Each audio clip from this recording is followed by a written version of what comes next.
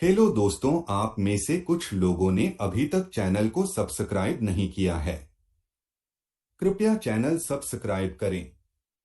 CH11 Raven देव भाई, कितनी दूर और चलना पड़ेगा?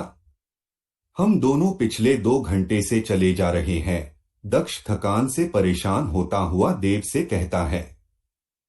थोड़ी दूर और चलना है, देव दक्ष से कहता है। तुम्हारी थोड़ी दूर के चक्कर में मैं पिछले 2 घंटे से चले जा रहा हूँ। इससे अच्छा था कि मैं यहाँ पर आता ही नहीं, दक्ष कहता है।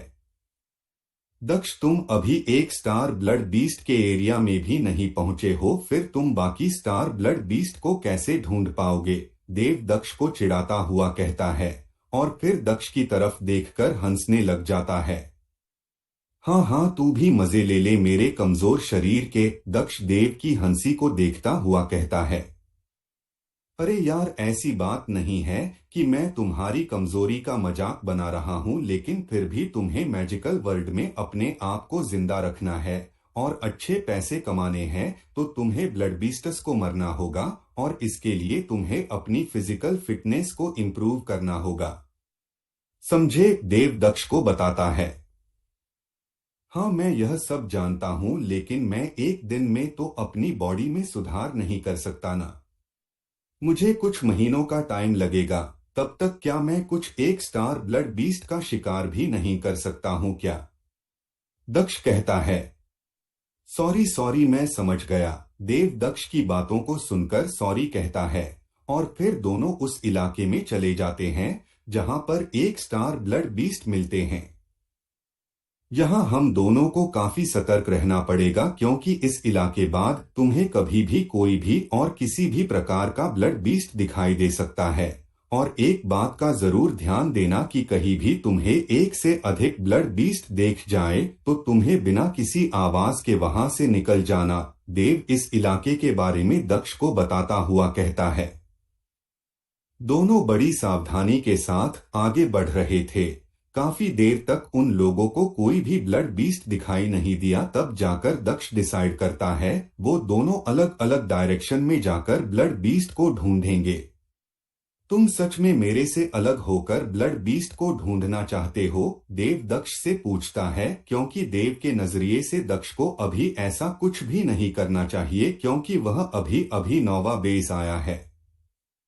टेंशन मत लो, मुझे जब भी कोई ब्लड बीस्ट मिलेगा तब मैं तुम्हें बुला लूंगा, दक्ष देव से कहता है। वैसे भी दक्ष ने पहले भी कई एक स्टार ब्लड बीस्ट से फाइट की है, जब वह अचानक से मैजिकल वर्ल्ड में टेलीपोर्ट कर गया था। हालांकि तब उसने किसी भी बीस्ट को नहीं मारा था, लेकिन फिर भी तब दक्ष ने उन ब्लड बीस्ट को एक मुड़े हुए लकड़ी के स्पीयर से घायल कर देता था। उसके बाद दोनों एक दूसरे के अपोजिट डायरेक्शन में चले गए। लेकिन मैं जानता हूं कि तब मेरे पास वह स्टोन रूम और अपनी बॉडी में काफी ताकत थी, लेकिन अब ना तो स्टोन रूम है और ना ही मेरी बॉडी मेरा साथ दे रही है। अब मेरे पास इशिका की दी हुई यह 2 स्टार स्वॉर्ड है और मेरे पास लड़ने का काफी एक्सपीरियंस भी है। इससे एक स्टार ब्लड बीस्ट को हराना इतना मुश्किल नहीं होना चाहिए, दक्ष अपने आप से कहता है। काफी देर बाद दक्ष को फाइनली किसी रेवन की काव काव सुनाई देती है। जब दक्ष पीछे मुड़कर उस रेवन की तरफ देखता है, वह रेवन दक्ष की तरफ तेजी से आ रहा था और अगले ही सेकंड में दक्ष ने उस पर अपनी स्वॉर्ड चला दी। उसके आगे का नजारा देखकर दक्ष काफी हैरान रह गया था, क्योंकि वह स्वॉर्ड इतनी ज्यादा शार्प और पावरफुल थी कि एक झटके में इस रेवन के 2 टुकड़े हो गए थे।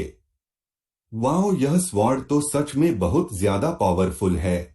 एक झटके में ही इस रेवन को 2 टुकड़े ने काट दिया, दक्ष उस स्वॉर्ड को निहारता हुआ अपने आप से कहता है। जब दक्ष एक बार फिर से उस रेवन की तरफ देखता है, अब वह वहां पर नहीं था। उसकी बॉडी पूरी तरह से गायब हो गई थी और उसकी जगह एक रेलिक जो रेड एंड ब्लैक कलर का छोटा सा बॉक्स था, जिसके एक तरफ इसी रेवन की इमेज बनी हुई थी। इस रेलिक के साथ ही दक्ष को एक ब्लू क्रिस्टल स्टोन मिला था, जिसका साइज हाथ के मुक्के जितना था। दक्ष उन दोनों को उठाता है, फिर रेलिक को यूटिलाइज करने लग जाता है। दक्ष ने रिलिक्स को यूटिलाइज करना पहले ही सीख लिया था, इसलिए दक्ष को इस रेलिक को यूटिलाइज करने में ज्यादा परेशानी नहीं हुई।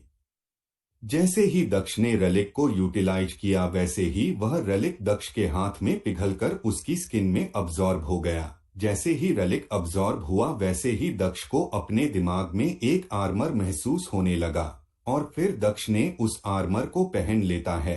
आर्मर के पहनते ही दक्ष के पूरे शरीर का लुक ही बदल जाता है।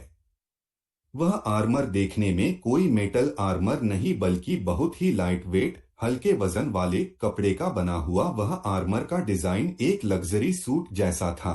उसके सिर पर एक ब्लैक कलर की हैट थी। वह हैट नॉर्मल ही थी, उसका ऊपरी हिस्सा ज्यादा बाहर नहीं था। जैसे जादूगरों की हैट में ऊपरी हिस्सा कुछ ज्यादा ही बाहर होता है, लेकिन इसमें ऐसा नहीं था। दक्ष का मुंह पूरी तरह से एक रेवन के हेड में बदल गया था। उसकी एक लंबी चोंच और दोनों आंखें काफी बड़ी और गोल और काली, मानो किसी ने दक्ष की आंखों पर दूरबीन लगा दी हो। इतना ही नहीं बल्कि दक्ष के दोनों कंधों पर एक एक रेवन फेदर विंग्स लगे हुए थे, लेकिन दक्ष चाहकर भी उनका यूज नहीं कर पा रहा था। लेकिन दक्ष इस सूट में एक अजीब सी एनर्जी को महसूस करता है। वह एनर्जी इस रेवन आर्मर सूट का सेकंड फॉर्म की एनर्जी थी। जब दक्ष इस सूट की सेकंड फॉर्म में आता है वैसे ही दक्ष का रेवन सूट और भी ज्यादा मेटेलिक लगना शुरू हो जाती है। दक्ष की आंखें बहुत ही ज्यादा शार्प और दूर तक देख सकती थी। यह और भी ज्यादा हल्का और कंफर्टेबल हो गया था। क्या यह सच में एक स्टार क्लास आर्मर सूट है क्या? इसकी काबिलियत देखकर लगता तो नहीं है। दक्ष सूट की नॉर्मल फॉर्म में आता हुआ कहता है, लेकिन जब दक्ष अपनी ही आवाज सुनता है तो वह और भी ज्यादा शॉक्ड हो जाता है, क्योंकि इस सूट ने न केवल उसकी डिफेंस और आई साइट को ही बढ़ाया था बल्कि उसकी आवाज को भी काफी भारी कर दिया था। इतने में वहां पर देव आ जाता है। देव ने जैसे रेवन सूट को देखा वह अपनी तलवार आगे कर लेता है। कुछ देर तक वह दक्ष को ऊपर से नीचे देखता है और फिर देव दक्ष से कहता है, सॉरी सर, मुझे लगा आप कोई ब्लड बीस्ट है, लेकिन लगता है यह आपका आर्मर सूट है। वैसे आपका सूट सच में बहुत कूल है, देव दक्ष से ही कहता है। इधर दक्ष देव की बातें सुनकर मन ही मन काफी खुश हो रहा था। थैंक यू बच्चे, दक्ष अपनी भरी आवाज ने देव से कहता है। सर, क्या आपने मेरे दोस्त को देखा है? उसकी हाइट मेरी जितनी है और वह दिखने में काफी दुबला पतला है। देव दक्ष से दक्ष के बारे में पूछता है। दुबला पतला? हाँ, देखा है ना। दक्ष सोचने का नाटक करता हुआ देव से कहता है। आपने कहां पर देखा है? देव पूछता है। वह अभी ठीक तुम्हारे सामने खड़ा है, दक्ष कहता है। क्या देव को कुछ समझ नहीं आया कि वह क्या कह रहा है। CH-12 खंडित पत्थर आपने कहां पर देखा है? देव पूछता है। वह अभी ठीक तुम्हारे सामने खड़ा है, दक्ष कहता है। क्या देव को कुछ समझ नहीं आया कि वह क्या कह रहा है। क्या दक्ष, यह तुम ही क्या? देव शॉक्ड होता हुआ दक्ष से पूछता है। सही समझे देव, दक्ष अपने रेवन आर्मर को वापस लेता हुआ कहता है। दक्ष मेरे भाई, तूने तो इतने कम समय में ब्लड बीस्ट को मार भी दिया और उससे तुम्हें एक AR मोर रेलिक भी मिल गया, देव कहता है। हाँ, मैं बहुत लकी जो हूँ, साथ ही मुझे यह फ्रेगमेंट स्टोन भी मिला है, दक्ष देव को ब्लू फ्रेगमेंट स्टोन दिखाता हुआ कहता है। तूने 2 ब्लड बीस्ट को मारा है, वो भी अकेले ही, देव सरप्राइज होता हुआ कहता है। तुम्हें कैसे पता कि मैंने 2 ब्लड बीस्ट को मारा? यह दोनों चीजें एक ब्लड बीस्ट से भी मिल सकती हैं ना, दक्ष कहता है। यह नामुमकिन है, आज तक किसी को भी यह दोनों चीजें एक साथ नहीं मिली है। यदि किसी को मिली भी है तब एक ही पॉसिबिलिटी होती है कि जिस ब्लड बीस्ट को उसने मारा है उसने पहले से कोई LIC कैरी कर रखा हो, तभी यह दोनों रेलिक और फ्रैगमेंट स्टोन एक साथ मिल सकते हैं, देव दक्ष को बताता है। क्या ब्लड बीस्ट भी रेलिक को कैरी करते हैं? पर क्यों? दक्ष क्यूरियस होता हुआ पूछता है। ब्लड बीस्ट ना केवल रेलिक को कैरी करते हैं बल्कि उनका यूज भी कर सकते हैं। वो सभी बीस्ट रेलिक से अपनी पावर को बढ़ाते हैं, लेकिन वो बीस्ट सिर्फ उन रेलिक को उठाते हैं जो उनकी प्रजाति के बीस्ट का और उनके ऊपर के पावर लेवल वाला रेलिक हो। यानी कि एक स्टार ब्लड बीस्ट केवल एक स्टार LIC से ऊपर का रेलिक ही उठाएगा, देव कहता है। अच्छा देव, एक बात और बताना कि यह फ्रैगमेंट स्टोन कितने का बिक जाएगा? दक्ष एक बार फिर देव से उस स्टोन की कीमत पूछता है। यह ब्लू फ्रैगमेंट स्टोन है, इसकी कीमत कम से कम 1 लाख रुपए होगी ही, या फिर हो सकता उससे ज्यादा हो, देव कहता है। 1 लाख? 1 लाख सुनकर दक्ष हैरान हो गया। यह ब्लू कैटेगरी का है, इसकी कीमत 1 लाख होना नॉर्मल है, देव कहता है। फ्रैगमेंट स्टोन में भी कैटेगरी होती है क्या? दक्ष पूछता है। हाँ, फ्रैगमेंट स्टोन में टोटल 5 तरह के फ्रैगमेंट स्टोन मिलते हैं। पहला व्हाइट फ्रैगमेंट स्टोन जो बहुत कॉमन है, इसके मिलने के चांस 60% होते हैं, इसकी कीमत भी कम होती है। उसके बाद आता है ब्लू फ्रैगमेंट स्टोन जिसके मिलने के चांस 25% होते हैं। तीसरे नंबर पर ग्रीन फ्रैगमेंट स्टोन जिसके मिलने के चांस 10% होते हैं। चौथे नंबर पर पिंक फ्रैगमेंट स्टोन जिसके मिलने के चांस 4% होते हैं। लास्ट नंबर पर रेड फ्रैगमेंट स्टोन जिसके मिलने के चांस 1% होते हैं। यह स्टोन सबसे मुश्किल से मिलता है, इसलिए इसकी कीमत बहुत ज्यादा होती है। अच्छा देव, एक बात बताना, तुझे इस मैजिकल वर्ल्ड के ब्लड बीस्ट और नोवा बेस के बारे में इतना सब कुछ कैसे पता है? तूने कहा था कि तू 2 दिन पहले ही यहाँ पर आया है। दक्ष देव की नॉलेज को देखते हुए उससे पूछता है।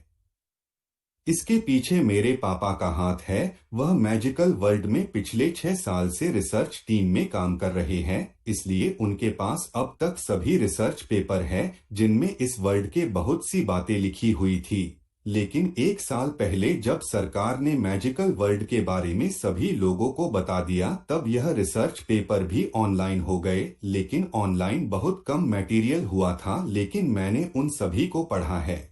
साथ ही साथ पिछले 1 साल से मैं अपने पापा से भी बहुत कुछ पूछ रहा हूँ, देव कहता है। अच्छा, तभी मैं सोचूं तुझे यहाँ के बारे में बहुत कुछ मालूम है, दक्ष कहता है। उसके बाद दोनों वापस बेस के लिए निकल जाते हैं। दक्ष देव से थोड़ा पीछे चल रहा था। चलते चलते दक्ष को अपने हाथ में इशिका की स्वॉर्ड की ऊपर नजर जाती है। तब उसे इशिका की कही वह बात याद आती है। मेरे पास अब रेवन सूट है जिससे मैं इशिका से आराम से छुपकर आ जा सकता हूँ। इसका मतलब मैं कभी उसके नजर में नहीं आऊंगा, तब वह कैसे मेरे से बदला लेगी? हाँ, दक्ष अपने आप से कहता है। लेकिन दक्ष एक बात नहीं जानता था कि अभी अभी उसने जो भी कहा वो सभी इशिका को ऑलरेडी सुन चुका है। अच्छा, तो तुम मुझसे ऐसे बचना चाहते हो, लेकिन मैं तुम्हें इतनी आसानी से जाने देने वाली नहीं हूँ। इधर इशिता भी दक्ष की बात सुनकर अपने आप से कहती है। इशिका, तुम क्या बड़बड़ा रही हो? हर्षिता कहती है। हमें अब वापस बेस चलना चाहिए, इशिता सभी से कहती है। ठीक है, सभी लोग कहते हैं और फिर वो सभी भी वहां से वापस बेस के लिए निकल जाते हैं। सुनो देव, क्या तुम मेरी एक मदद कर देंगे क्या? देव के पीछे चलता हुआ दक्ष देव से कहता है। तू मेरा इस मैजिकल वर्ल्ड में इकलौता दोस्त है, बोल क्या मदद चाहिए? देव पूछता है। ज्यादा बड़ी नहीं, जब भी मैं अपना रेवन सूट आर्मर पहना हुआ हो तब मुझे रेवन बुलाना। मेरे असली नाम दक्ष से बिल्कुल भी मत बुलाना प्लीज, दक्ष कहता है। बेस में आते ही किससे पंगे ले लिए? देव पूछता है। पंगे नहीं लिए हैं, बस मैं उनके सामने नहीं आना चाहता हूँ।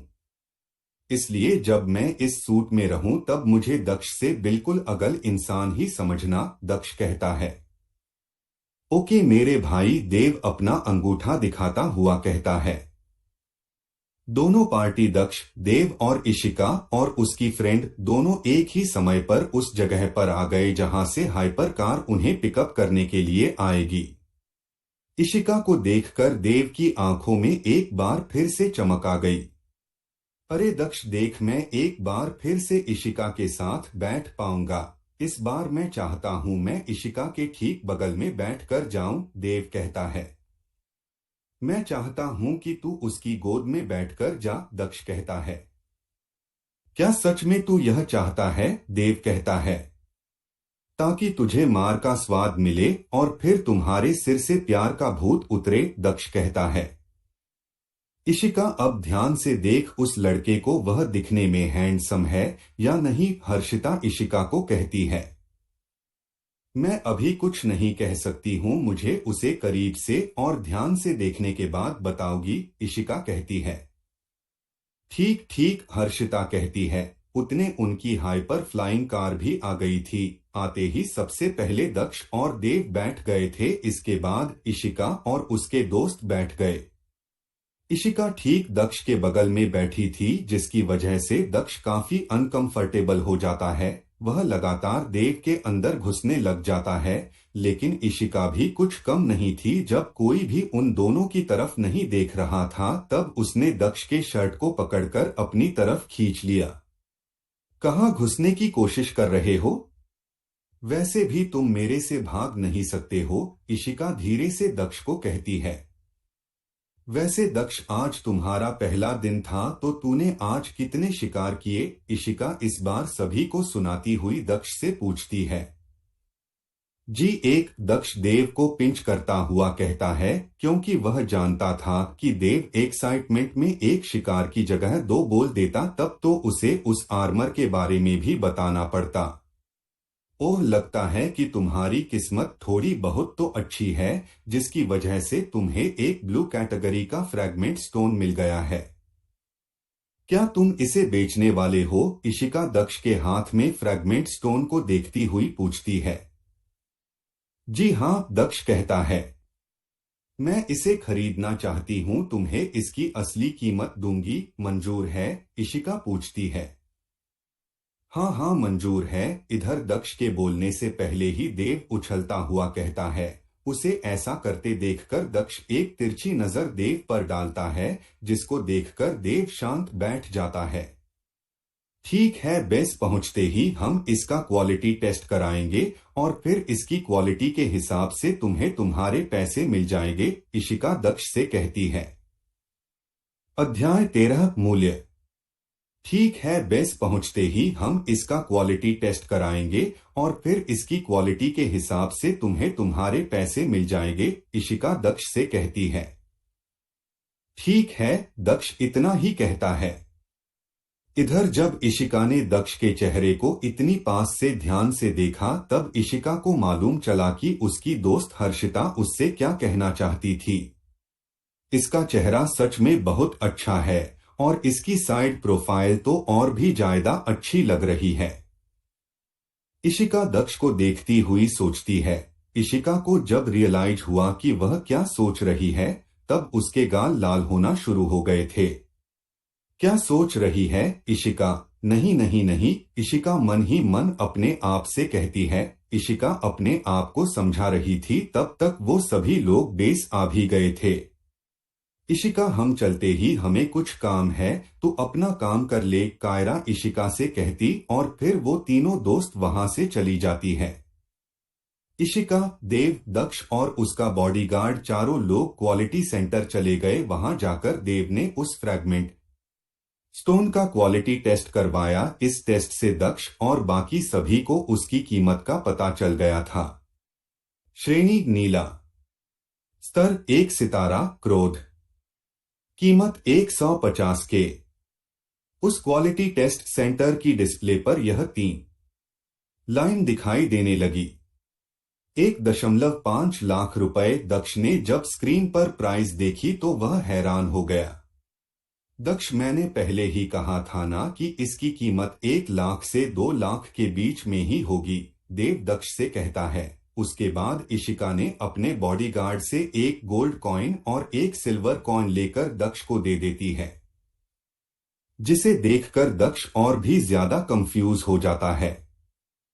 दक्ष को कंफ्यूज देखकर इशिका दक्ष की कन्फ्यूजन समझ जाती है। यह गोल्ड कॉइन और सिल्वर कॉइन 150 के बराबर है। जब तुम इस बेस से बाहर निकलो तब इनको स्टेशन के करेंसी डिपार्टमेंट में इनको दे देना, वो लोग तुम्हें तुम्हारे पैसे दे देंगे। इशिका दक्ष को समझती है और फिर वहां से चली जाती है।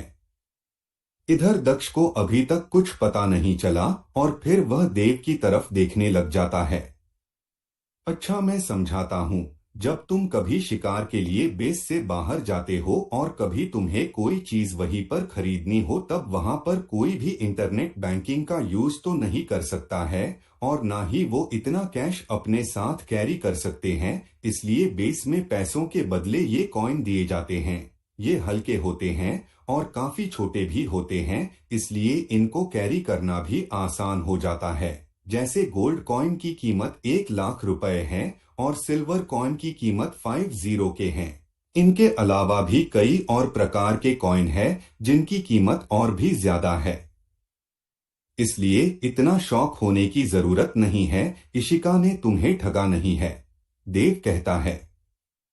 ठीक ठीक, यह ले। दक्ष गोल्ड और सिल्वर कॉइन में से सिल्वर कॉइन देव को देता हुआ कहता है। यह मुझे क्यों दे रहा है? देव कहता है। आज तूने मेरी जो भी मदद की उसके लिए थैंक यू के रूप में एक छोटा सा गिफ्ट है। दक्ष देव से कहता है। मैंने मदद इसलिए की क्योंकि तू मेरा दोस्त है और मैं दोस्तों से यह सब नहीं ले सकता हूँ, देव कहता है। लेकिन एक बार फिर दक्ष जिद करता है और फिर देव ने बिना किसी रेजिस्टेंस के वह सिल्वर कॉइन लेके अपने जेब में डाल लिया। यह देखकर दक्ष एक बार के लिए हैरान जो गया और फिर दक्ष उसके इस एक्शन पर हंसने लगा। अच्छा दक्ष, तू अभी के कहाँ रह रहा है? देव पूछता है। मेरे घर पर। क्यों? दक्ष पूछता है।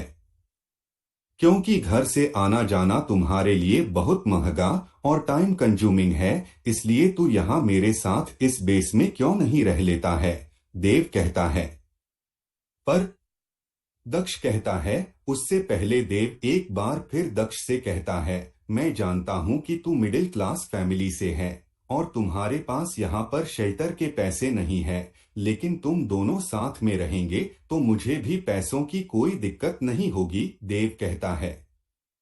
ठीक है, लेकिन अभी के लिए मैं यहाँ नहीं रुक सकता हूँ, दक्ष कहता है। ठीक है, सही बताओ तो मैं यह सब इसलिए कर रहा हूँ ताकि मैं अपने पैसों पर सरवाइव कर सकूं, ना कि अपने पापा के पैसों, देव कहता है। और फिर दक्ष को अपने शेल्टर को दिखने में एक बड़े से फ्यूचरिस्टिक कैप्सूल जैसा लग रहा था।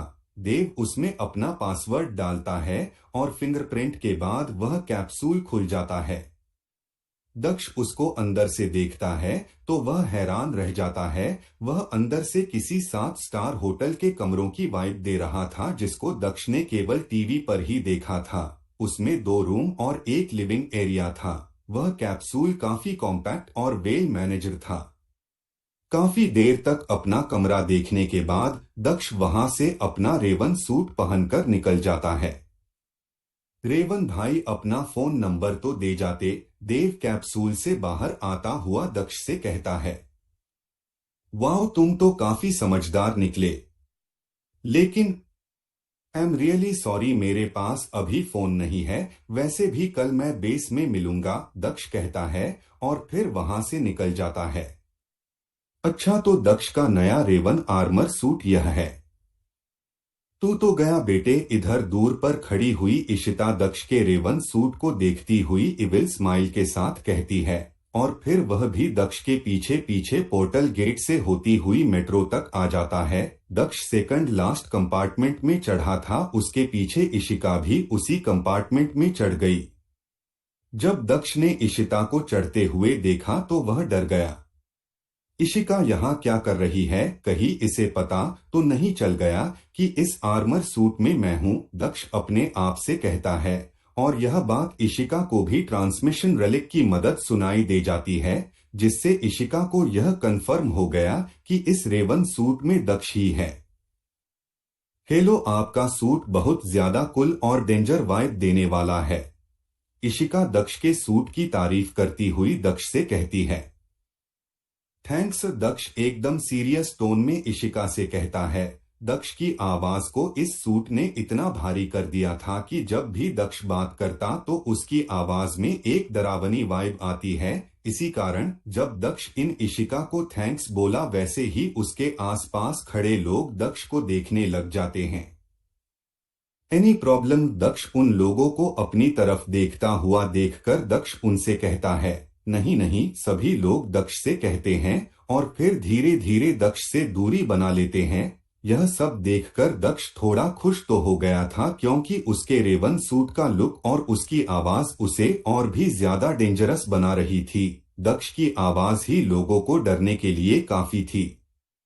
अच्छा, तो यह सूट दक्ष की आवाज को भी बदल देता है, जिसके कारण दक्ष की आवाज कभी डरावनी लगती है, लेकिन इसके अंदर वही दक्ष है ना, इशिका सोचती है। आपका नाम क्या है? इशिका पूछती है। इशिका भी दक्ष के साथ गेम खेलने का सोचती है।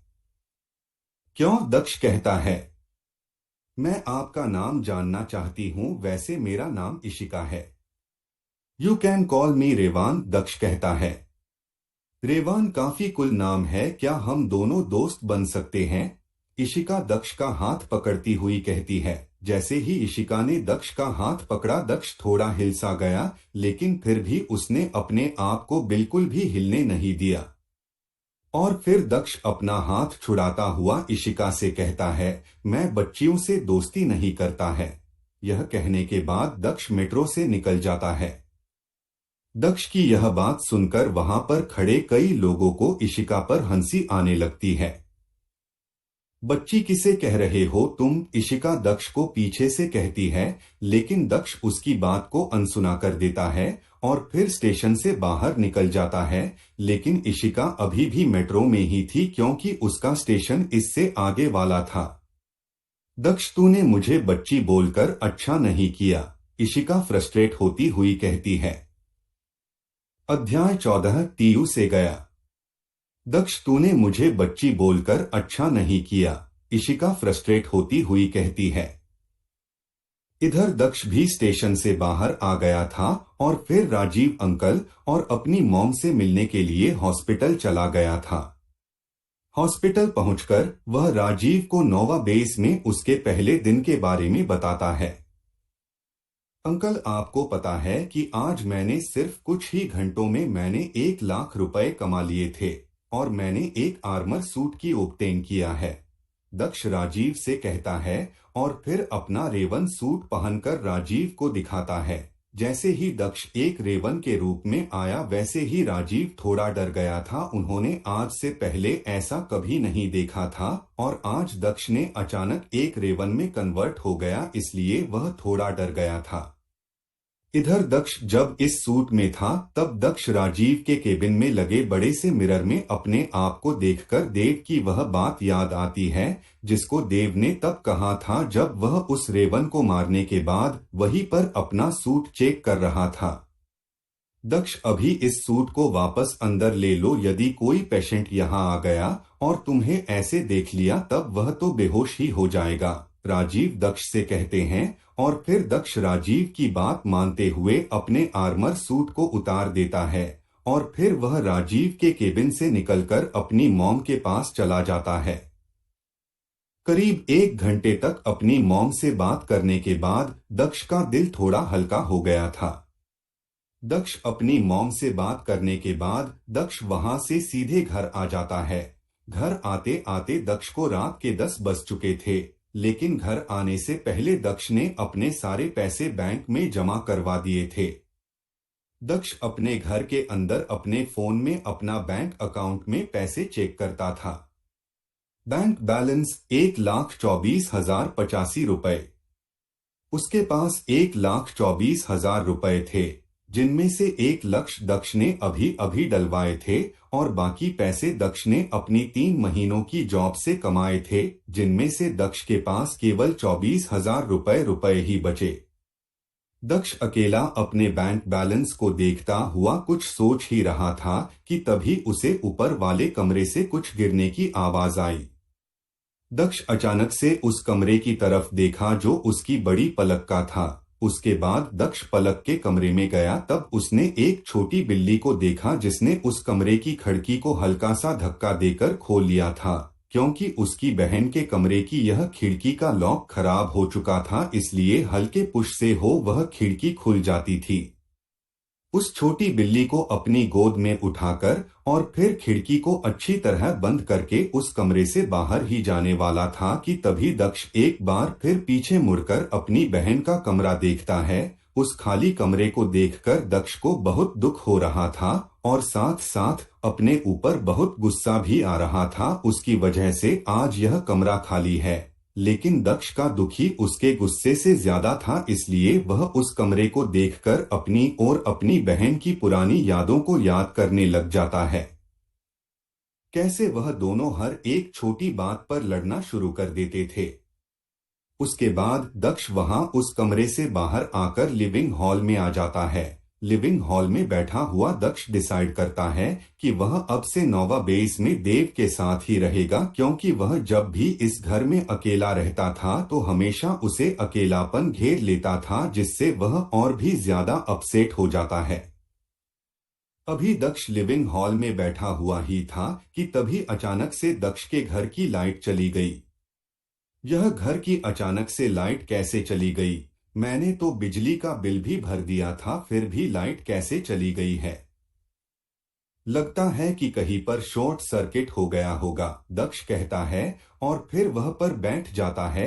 तभी दक्ष को थंडरस्ट्रोम की आवाज आती है।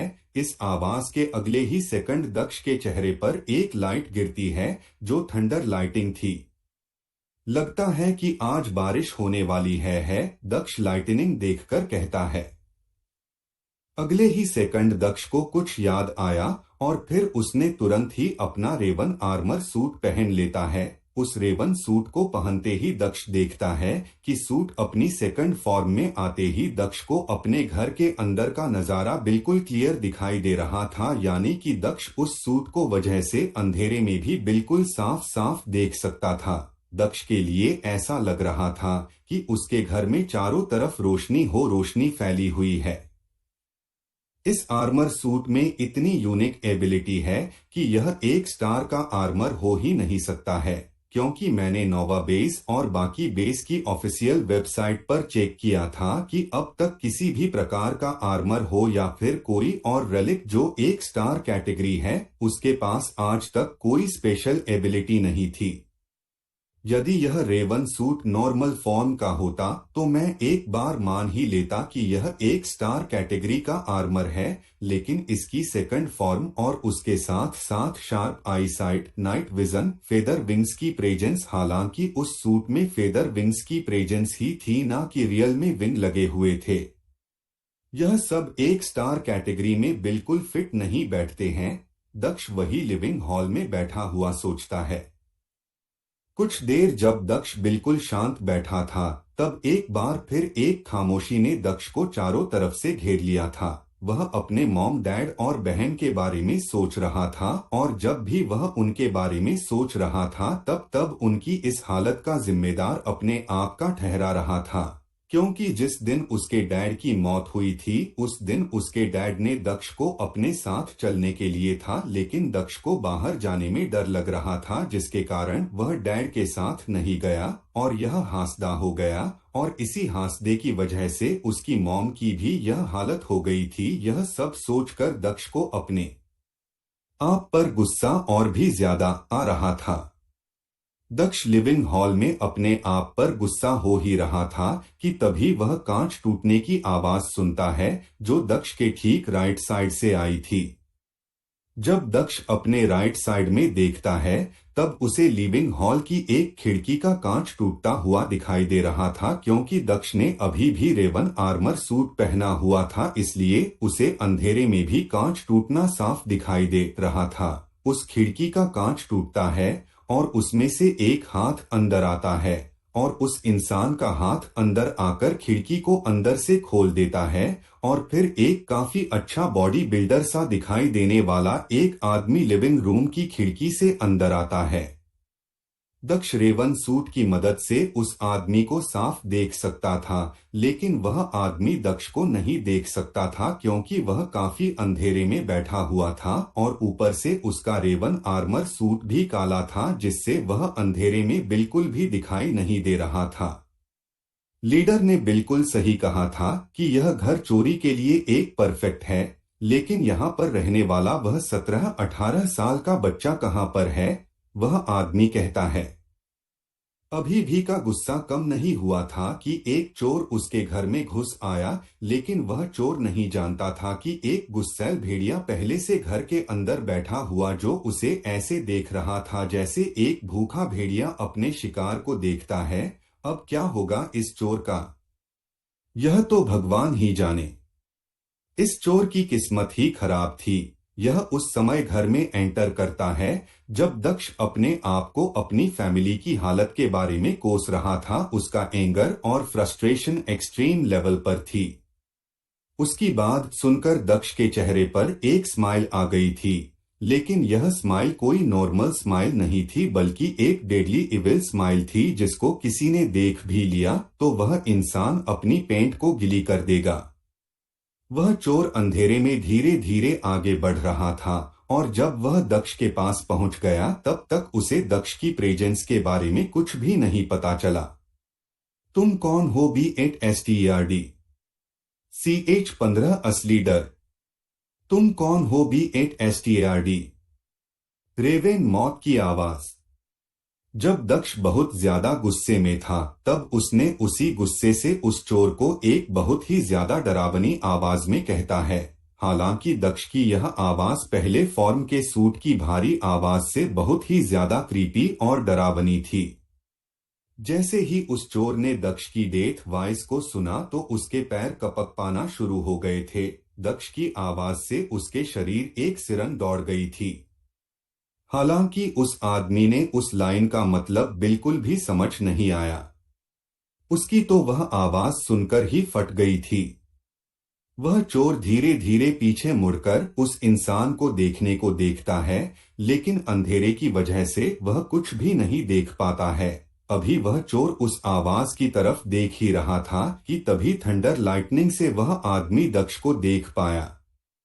लिविंग हॉल के सोफे पर एक रेवन के सिर वाला एक इंसान जिसने अपने रेवन हेड पर एक हैट पहनी हुई थी। उसका एक पैर दूसरे के ऊपर था और उसके हाथ अपने पैर पर रखकर वह उस चोर की तरफ अपनी गहरी काली रेवन वाली आंखों से उसकी तरफ डेथ लुक के साथ देख रहा था और फिर अगले ही पल उस चोर के पैर हिलना भी शुरू हो गए थे। उस इंसान को आज पता चला था कि असली डर किसे कहते हैं। वह आदमी सोच रहा था कि अब वह क्या करे, लेकिन उसे कुछ भी समझ नहीं आ रहा था। उसका चेहरा पूरी तरह से पसीने से भीग गया था। जैसे जैसे बादल गरजते और बिजली चमकती है वैसे वैसे उस आदमी के सामने वह अपनी मौत को बैठा देखता है। वह चाह कर भी अपने पैर को वापस खिड़की की तरफ नहीं घुमा सकता था। उसे लग रहा था कि किसी चीज ने उसके पैरों को पैरालाइज कर दिया है। उसके बाद वह रेवन हेड वाला इंसान अपनी जगह से उठता है और फिर अपना एक कदम उस इंसान की तरफ बढ़ाता है। जैसे ही दक्ष अपना एक पैर उस आदमी की तरफ बढ़ाता है वैसे ही वह आदमी अपने शरीर पर एक बहुत ही स्ट्रॉन्ग प्रेशर महसूस करता है। धीरे धीरे दक्ष को अपने पास आता हुआ देखकर उस इंसान अपनी पेंट को गीला कर दिया था। अब वह न तो हिल सकता था और न ही कुछ बोल सकता था। जब दक्ष उस आदमी के ठीक सामने आ गया तब वह इंसान किसी तरह हिम्मत करके अपने पेंट से एक नाइफ निकलता है और फिर बहुत ही मुश्किल से दक्ष के कंधे में मार देता है। जब ही उसने नाइफ को दक्ष के कंधे में मारा था तो उसे लगा कि उसकी स्किन में काफी अंदर तक घुसने से वह बाहर नहीं आ रहा है, इसलिए उसने उस चाकू को वही दक्ष के कंधे पर छोड़ दिया। लेकिन वह देखता है कि दक्ष ने उस चाकू को वहां से ऐसे बाहर निकल लिया कि जैसे उसके लिए कुछ था ही नहीं, और यह देखकर वह आदमी तुरंत किसी तरह पीछे खिसक गया। लेकिन फिर अचानक एक कट उस आदमी के दोनों हाथों पर लग गया जो ठीक उसके चेहरे के सामने थे, जिसमें से काफी खून बहना भी शुरू हो गया था। यह इतना फास्ट हुआ कि उस आदमी को कुछ समझ ही नहीं आया। इससे वह इतना डर गया कि वह किसी तरह से अपने आप को खिड़की की तरफ लता है और फिर वह खिड़की को तोड़ता हुआ छलांग लगा उस टूटी हुई खिड़की पर आकर उस आदमी को देखता है। दक्ष देखता है कि उस आदमी का साथी अभी भी एक रस्सी से नीचे उतर रहा था और फिर दक्ष ने बिना किसी विचार के उसने अपने हाथ में चाकू से उस रस्सी को काट देता है और फिर धड़ाम उसका साथी एक बैग के साथ एक सेंट फ्लोर से नीचे गिरता है। वह आदमी और उसका साथी दोनों किसी तरह नीचे से उठता है। हालांकि इतनी ऊंचाई से उस आदमी का पैर टूट गया था और उसके साथी का एक हाथ टूट गया था, लेकिन फिर भी वह आदमी वहां पर एक सेकंड भी नहीं रुकता है, अपने टूटे हुए पैर से वहां से चला जाता है। और जब उसके साथी ने उस खिड़की पर अपनी नजर डाली तो चमकती हुई बिजली में वह कोई डिमन लग रहा था। उसको देखते ही उसका साथी बिना किसी देरी के तुरंत वहां से भाग जाता है।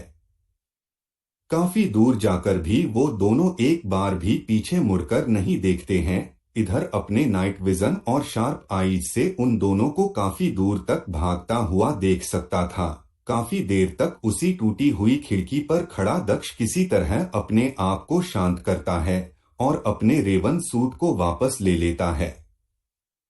कुछ देर उसी खिड़की पर खड़ा होने बाद दक्ष वापस लिविंग हॉल के सोफे पर चला जाता है। दक्ष, एक बात, मैं अभी अभी किसी की जान लेने वाला था। यदि वह आदमी पीछे नहीं खिसका तो मैं उसके हाथों के साथ उसका सिर भी उसके धड़ से अलग कर देता, दक्ष अपने आप से कहता है और फिर उस चाकू को देखता है जो अभी अभी उसके हाथ में था। उस चाकू को देखकर दक्ष के पैरों तले जमीन ही खिसक गई थी। इधर वो दोनों चोर किसी तरह अपना ट्रीटमेंट करवा के अपने घर जा रहे थे। वह क्या चीज थी, उस चोर का साथी पूछता है। मुझे नहीं पता, लेकिन अब से मैं कभी भी चोरी नहीं करने वाला हूँ, वह आदमी अभी भी कांपता हुआ अपने साथी से कहता है। ठीक है, लेकिन तुमने उसे चाकू क्यों नहीं मारा, उसका साथी पूछता है। मारा था, लेकिन उसे कुछ भी नहीं हुआ। वह आदमी अपने पॉकेट से एक चाकू और निकालता है और जब उसका साथी उस चाकू को चेक करता है तो वह उस आदमी से कहता है, गधे, तुमने असली चाकू तो अपने पॉकेट में रखा हुआ है और तूने रबड़ वाले चाकू से उस पर हमला किया। वाओ, उसका साथी कहता है। उसकी बात सुनकर वह तुरंत उस चाकू को देखता है और फिर उसके एक हाथ में ही पानी का गिलास था, वह नीचे गिर जाता है। अब वह और भी ज्यादा कांपना शुरू कर दिया था। क्या हुआ तुझे, उसका साथी पूछता है। जब उसके पास मेरा रबर वाला चाकू था तो फिर उसने मेरे दोनों हाथों को इतना गहरा कट कैसे मार दिया।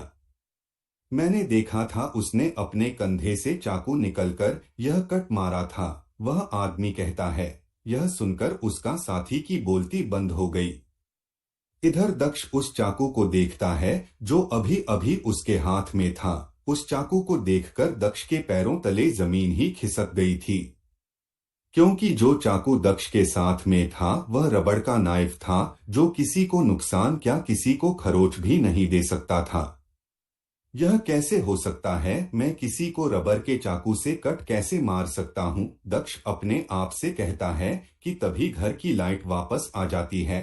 काफी देर तक सोचने के बाद भी दक्ष को कुछ भी समझ नहीं आ रहा था, इसलिए वह खिड़की पर एक जाल लगाकर सोने का डिसाइड करता है और फिर जैसे वह उठकर चारों तरफ देखता है वैसे ही एक बार फिर से दक्ष के पैरों तले जमीन खिसक गई। तो आपको क्या लगता है इस कहानी में आगे क्या होगा? कृपया अगले एपिसोड के लिए चैनल को लाइक और सब्सक्राइब करें।